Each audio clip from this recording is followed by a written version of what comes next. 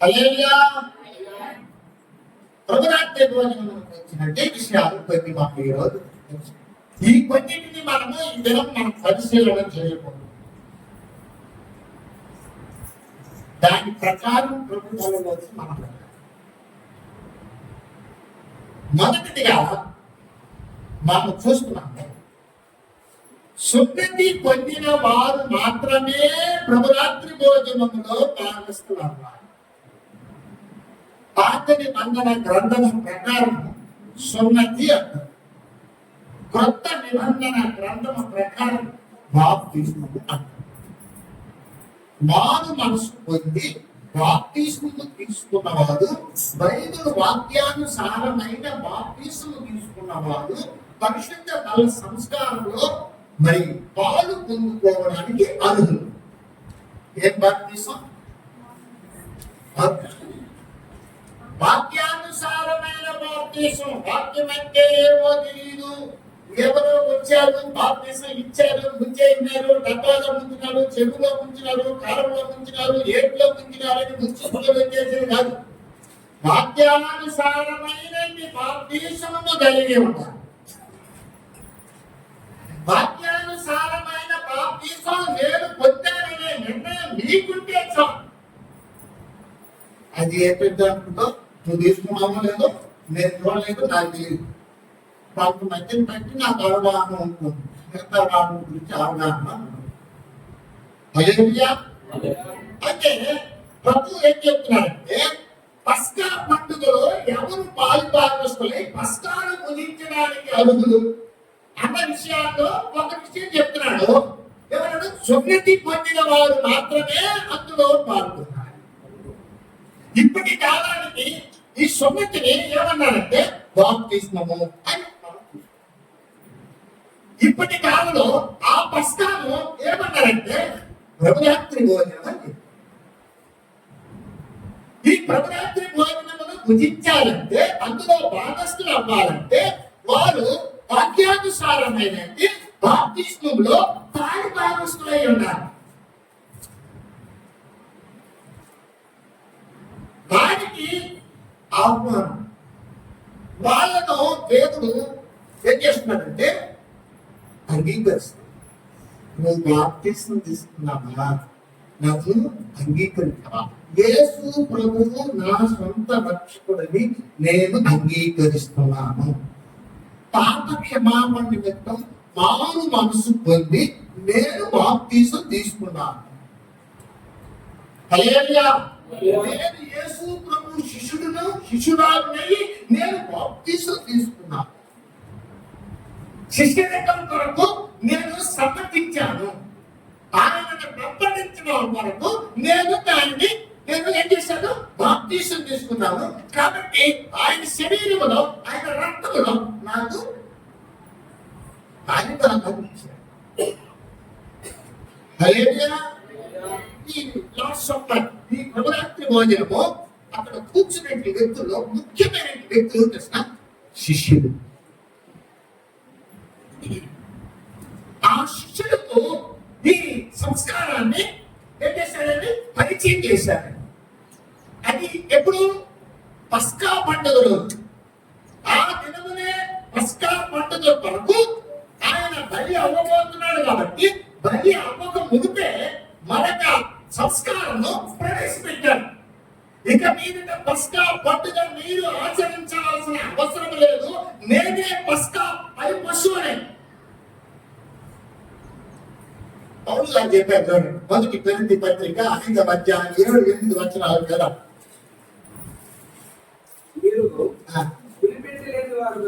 ఉల్లిపిండి లేని వారు కనుక కొత్త ముద్ద అవుటకై ఆ పాతదైన ఉల్లిపిండిని తీసి పారవేయండి. అంతేకాక క్రీస్తువును మన పస్కా పశువు వధింపబడెను. హల్లెలూయా. ఆయనే పస్కా పశువు కాబట్టి ఇప్పుడు మనము బలి ఇవ్వడానికి మేకను, బలి పశువును మనం తెచ్చుకోవాల్సిన అవసరం లేదు. అయితే ఆయనలో మనం భాగస్థులు అవ్వాలంటే పాతదైన దానిని తీసివేసి కొత్త ముద్ద అవుటకు మనము సిద్ధపడాలి. హల్లెలూయా. పాతదే జీవితం, పాత మనస్సు. కొత్తది అంటే మారు మనస్సు. పాత జీవితానికి స్వస్తి చెప్పి ప్రభువులు ఏంటి మారు మనసు, జీవాంతమైన మారు మనసు. హల్లెలూయా. ఏమంటారంటే జీవాంతమైన మారు మనసు కలిగిన వారు అందులో భాగస్థులు అవ్వడానికి ఏమంటే వాళ్ళకి 48వ వచనంలో ఏమంటున్నారు అక్కడ ఎంత మాట్లాడుతున్నారు పని కదా.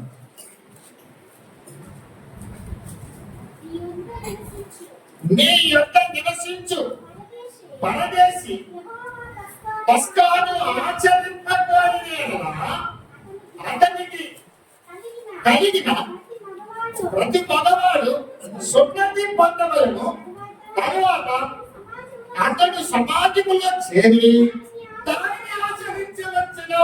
సంఘములో చేరి ఆచరించవచ్చు.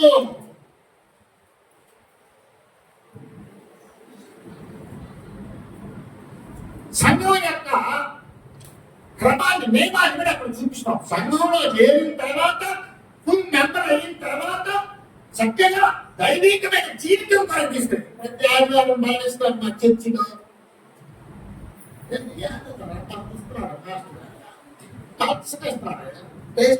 ఏమి లేదు. ఇట్లా మాట్లాడుకునే వాళ్ళందరికీ మారు మనసు లేదని అర్థం. వారం వారం కథ తీసుకోవాలి. నాకు మళ్ళీ ఆశ ఇదే. రోజుకి గంట సేపన్నా ప్రార్థన చేస్తున్నావా? రోజుకి 5-6 అధ్యాయాలు వాక్యం చదువుతున్నావా? రోజుకు మారు మనసుకు సంబంధించే పాత పులిపిండిని తీసివేస్తూ ఉన్నావా? కొత్త ముద్ద అవుటకు అంటే పరిశుద్ధులు అవ్వడానికి పాత జీవితాన్ని విడిచిపెట్టి కొత్త జీవితంలోకి రావాలి. ఇది పరిశుద్ధ బల్ల సంస్కారం. దానిని ముట్టిన అది దాన్ని ఎవరు ముడితే అది రక్త శరీరం అంటే అత్యానుసారమైన బాప్తిస్మం. పౌలు గారు సంఘంలో కొరింథీ రాసినటువంటి మొదటి పత్రిక 11వ అధ్యాయంలో ఆయన మాట్లాడుతున్నాడు. మీరు ప్రభు బోధన కొరకు సంఘముగా కూడుటను చూచి నేను మెచ్చుకుంటాను అనుకుంటానా? నేను మెచ్చుకోను. ఎందుకు మెచ్చుకోను అంటారంటే మీలో ఏమనంట మీలో భిన్నాభిప్రాయములు ఉన్నారని వాదానికి వచ్చింది. నాకు వచ్చింది. మిమ్మల్ని కూర్చిన డీటెయిల్స్ నా చెవులో పడింది. కాబట్టి మీరు వచ్చి బల్ల తీసుకోవడంలో ఏమి మెచ్చుకునే అంత జీవితం ఏం జీవించగలరు? మెచ్చుకునే జీవితం కొరకే ఇది.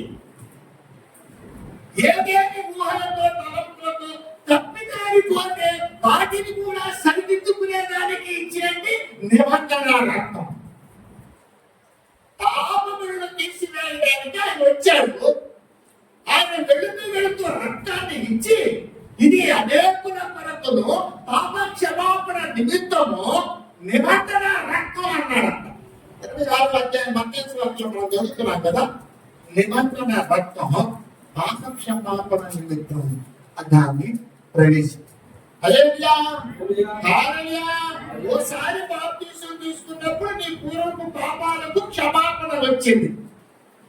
అది చూడండి అపోస్తలుల కార్యములు 2వ అధ్యాయము 38వ వచనంలో పేతురు గారు ఏం మాట్లాడుతున్నారు? అపోస్తలుల కార్యములు 2వ అధ్యాయము 38వ మీరు మారు మనసు పొంది పాప క్షమాపణ ప్రతివాడు యేసుక్రీస్తు నామమున బాప్తిస్మము పొందుడి. మీరు పరిశుద్ధాత్మను వరము పొందుడి. హల్లెలూయా. పాప క్షమాపణ నిమిత్తం బాప్తిస్మం తీసుకోమన్నారు. బాగా గుర్తుపెట్టుకోండి. బాప్తిస్మం తీసుకున్న వాళ్ళకి ప్రభువులలో అవకాశం. ఇప్పుడు 26వ అధ్యాయం మత్తయి సువార్తలో 26వ అధ్యాయము మత్తయి సువార్తలో చూడండి ప్రభు ఏం మాట్లాడుతున్నారు. 28వ వచనం. ఇది నా రక్తము అనగా పాప క్షమాపణ నిమిత్తం అనేకుల కొరకు చింతింపబడుచున్న నిబంధన రక్తము. హల్లెలూయా. ఇక్కడ ఇది ఒక రక్తం. ఇది ఈ రక్తం దేనికి? పాప క్షమాపణ నిమిత్తం. బాప్తిసం దేనికి? పాప క్షమాపణ నిమిత్తం. బాప్తిసం వల్ల ఏ పాపాలు క్షమించబడతాయి అంటే పూర్వపు పాపాలు. ప్రభువును తెలుసుకోక ముందు జీవించిన పాత జీవితానికి శిక్ష రాకుండా క్షమాపణ రావడానికి బాప్తిసం. ఇప్పుడు క్రీస్తు యేసునందు ఉన్న వారికి ఏ శిక్ష విధి లేదు అని చెప్పాడు. తదనంతరము పరిశుద్ధ బల సంస్కారంలోకి వచ్చినప్పుడు ఆయన పస్కా ప్రతిఘటన ప్రభురాత్రి భోజనంలో ఆయన స్థాపించినప్పుడు అంటాడు, పాప క్షమాపణ నిమిత్తం చిందింపబడుచున్న నారా. హల్లెలూయా, హల్లెలూయా. ఇప్పుడు ఈ పాపాలు ఏంటి?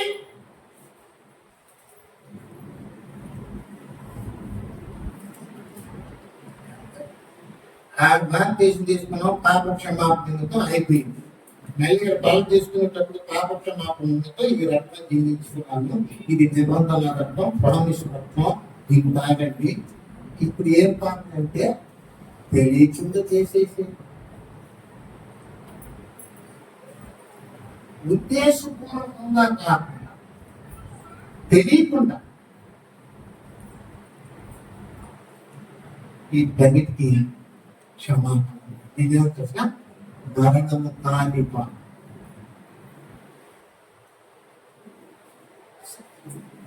ఏమంటాడు యోహాను? ఏమంటాడు? మనకి యోహాను పత్రిక 5వ అధ్యాయము 8వ వచనమండి 16. మన సహోదరుడు ఆ, మరణము కాని పాపము చేయగా చేయగా ఎవడైనా చూచిన చూచిన ఎడల అతడు ఆ. వేడుకొను. వేడుకొని అతను బట్టి ఆ. దేవుడు మరణము కాని పాపము చేసిన వారికి చేసిన వానికి జీవము దయచేయును. హల్లెలూయా. మరణము కాని పాపమునకు జీవము దయచేస్తాడంట.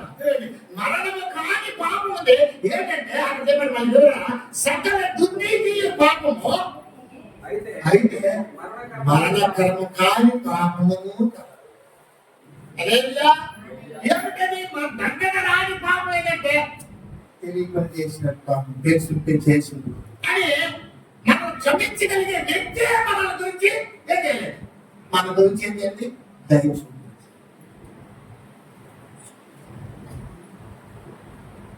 అట్లాంటి దాన్ని అయితే ఫిబ్రవరి 10:26 మరొక మాట మాట్లాడుతున్నాం. చూడండి ఏం మాట్లాడుతున్నా. మనము తరువాత బుద్ధిపూర్వకముగా పాపము చేసిన యెడల పాపమునకు బలి ఇకను ఉండదు. హల్లెలూయా. ఇంకా రక్తం మార్చేది లేదు, ఇంకా యేసయ్య శిలువ మీదకి వచ్చేది.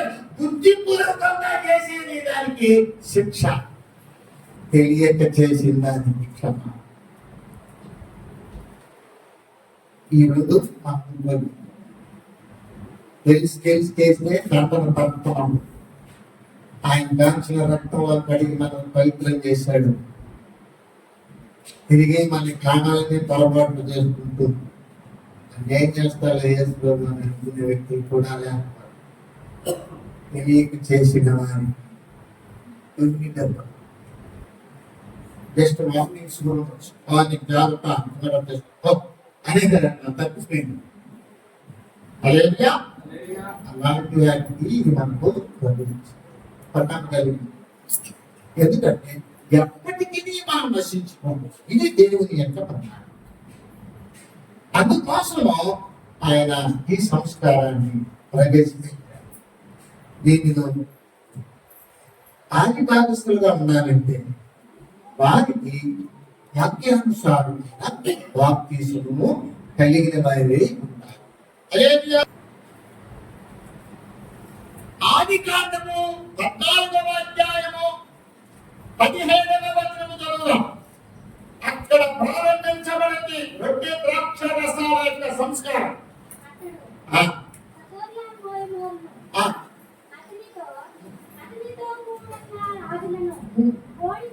ఓడించి తిరిగి వచ్చినప్పుడు సొదొమ రాజు